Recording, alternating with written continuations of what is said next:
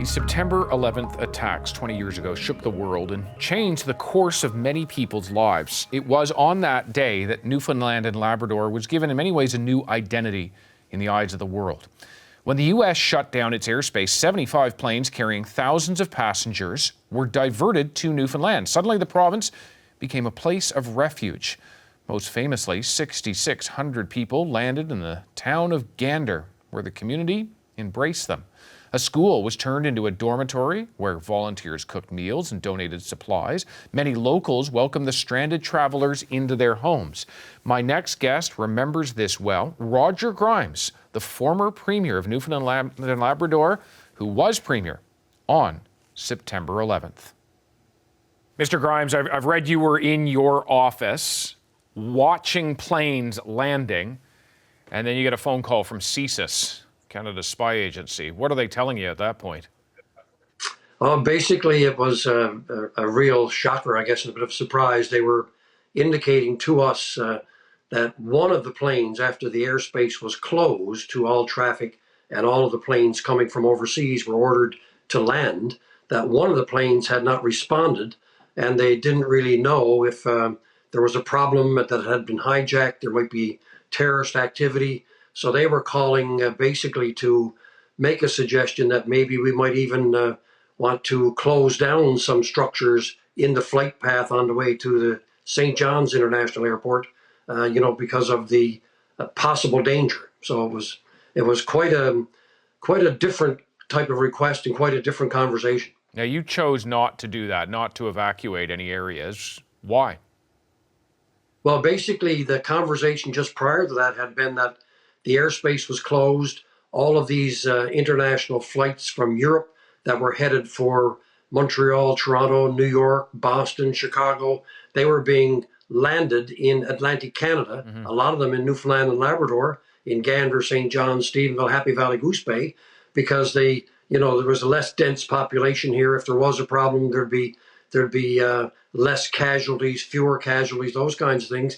And my judgment was that it was now determined that this was a terrorist activity and potential terrorist activity with this plane that wasn't accounted for. And my judgment was that nobody really wanted to make a statement by blowing anything up in Newfoundland and Labrador, because that would hardly make international news as compared to the Twin Towers in New York and the Pentagon. Yeah. You, of course, have thousands of passengers who end up on the ground unexpectedly in your province. It's become famous because of come from away, but you've listed off all the other airports. It wasn't just in Gander. Tell us, dealing with all of those people, what was going through your mind?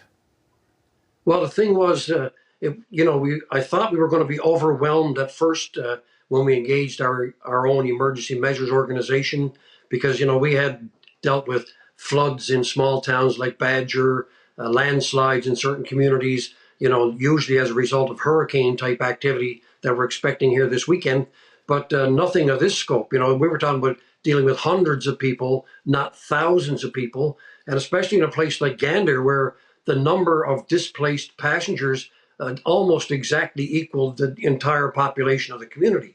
Here in St. John's, there was well over 1,000. There were hundreds in Happy Valley, Goose Bay, and a couple of planes and hundreds in Stephenville as well. So thankfully, the Canadian military came to our aid along with our own emergency measures organization. And the first thing, once they figured out how they could safely get these people off the planes and let them be landed on Canadian soil, was to find shelter and food for them. So cots and so on, provided largely by the Canadian military and our own emergency measures capabilities, we were surprisingly able to meet the challenge. And of course, it wasn't just organizations like the military. It was in some cases individuals showing up with all the loaves of bread they could find. Is there something from that moment, from that week, that really stuck with you, a small thing that meant a lot? Yeah, I think the biggest part was to see people go and visit, hundreds of people on cots.